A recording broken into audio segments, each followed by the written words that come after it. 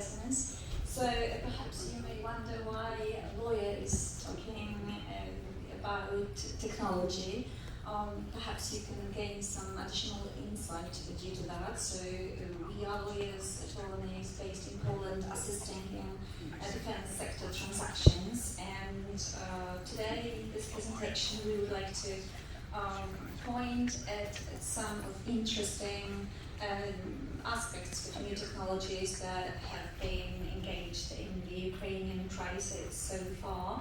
And the source of knowledge at this moment is quite extensively based on the so-called OSINT, so the open source intelligence. And this is quite interesting to have a look at this conflict, how it works at this moment. So we have a lot of OSINT analysts that are very active and that present information, which is also sometimes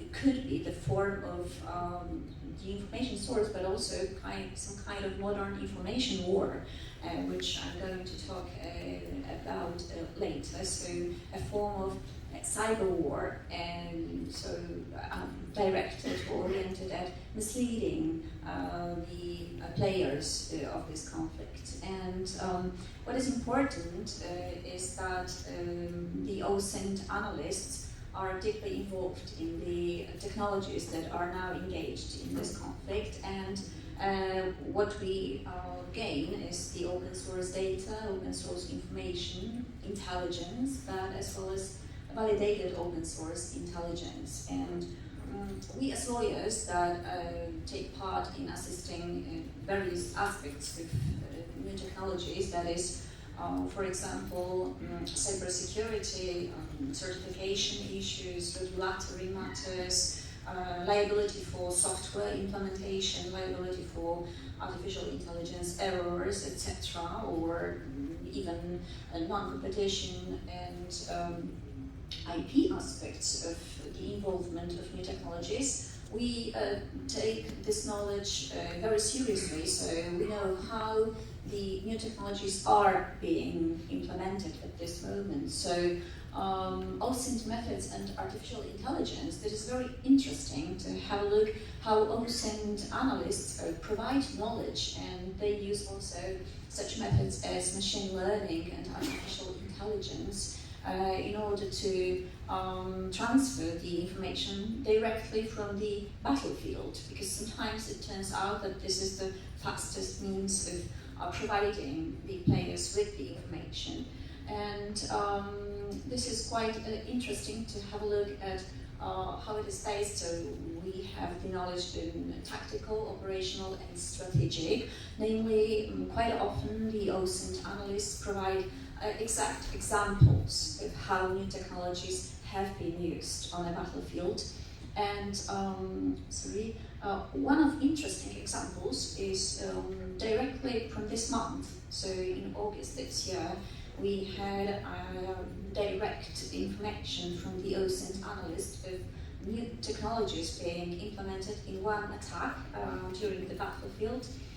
Namely, the event happened of the Alexandrijski Gorny landing ship. So this is like the Crimea region, and the new technology that was used was the navigating hit of the naval Ukrainian UAV with a warhead, and there was used the technology of SAR, so synthetic aperture and radar, where information was being transferred directly to the Ukrainian soldiers about location of the ship that was the target, and that was the perfect example of the use of the technology.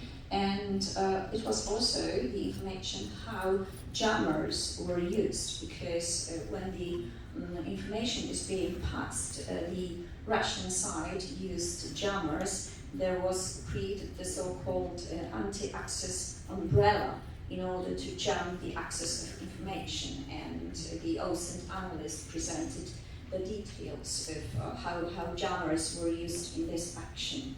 Now, passing to the exact examples of the new technologies that we face, we are going to very briefly discuss something that definitely has been already covered during this conference, namely edge computing, AI, and cybersecurity and biotech. So let us start with edge computing. Now, we are seeing at this moment how edge computing takes over the cloud computing technologies and how the new technology of edge computing is being implemented, but at the same time we also observe some deficiencies or needs that are going to be covered or possibly will have to be covered in the future. Namely, at this moment we see the problem of processing the data on the edge and transmitting the data to the recipients. So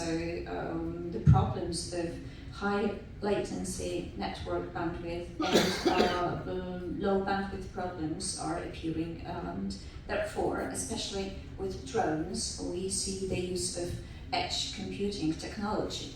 Now, obviously, we are talking about the battlefield, so we are facing the problems of sometimes problems with transmission, where the special software architecture is needed.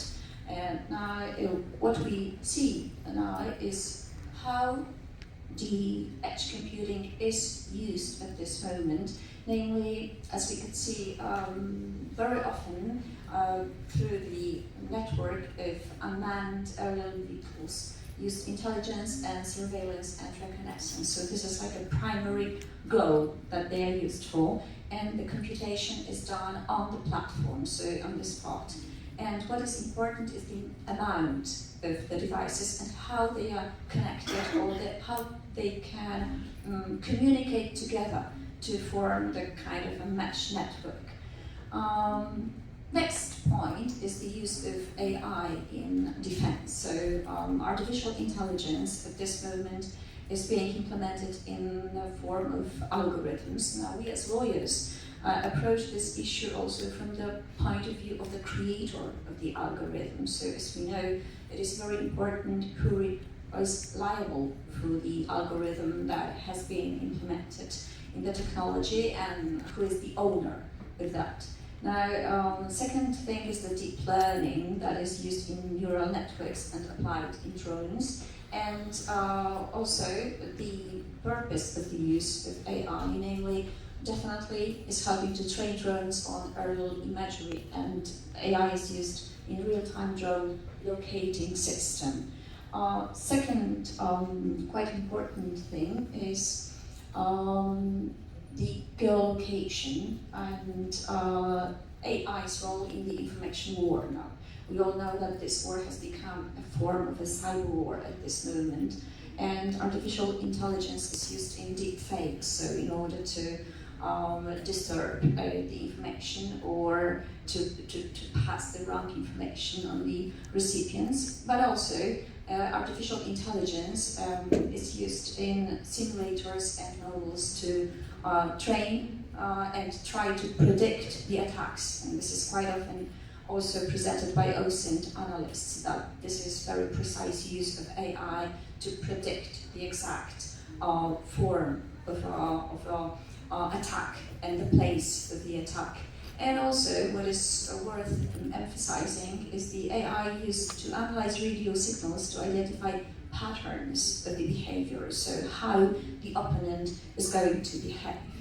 Another aspect which is worth raising is the cyber war and cyber attacks. Now, we as Poland, due to the very special geolocation, has faced quite a few problems with attacks on infrastructure, and at the beginning of the war especially, we had the problems of disturbing information, deep fakes, and in this way we could observe how AI was applied in the Ukraine conflict in the support of defensive capabilities. And what is worth stressing is cyber attacks that were aimed to disable the websites, especially of public infrastructure or the government, and also disrupting financial services. Now, very often the form of phishing was used, and there were examples of the accompanied by file exploits and also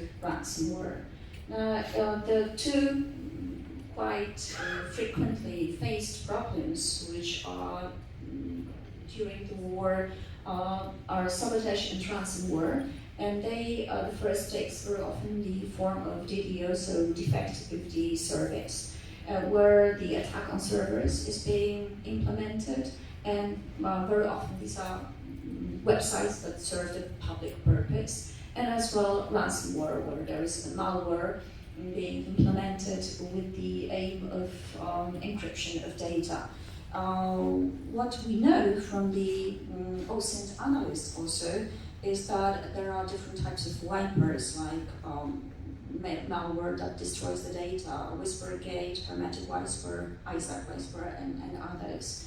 And this is quite interesting to know the source of information, because we have the National Institute for the Research in Poland, and they created an annual report from the first year of the war, and this is based on the national security system, about how many actually the OS attacks there have been, and especially one of them, perhaps some of you could be familiar with that, was the attack during the first day of the invasion, the 24th of February, where the attack vector used was a misconfigured VPN gateway, and the attackers gained access to Viasat's international network, and this was used to manage the KIELTYKA client network. So this was the provider of the internet services, and attackers sent a series of commands to customers, moderns, to simply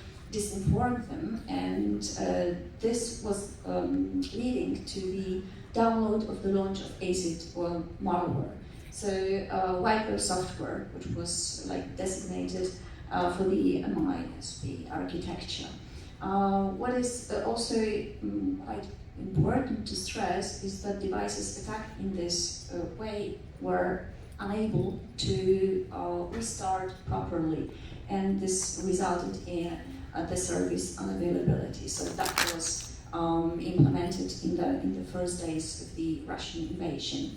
Now, perhaps the last point that could be mentioned is biotech technology. Well, as we know, at the beginning of the invasion, quite a lot of players from the opponent side said that there were some kind of laboratories using biochemicals, or that there was some kind of biotechnology war involved in that.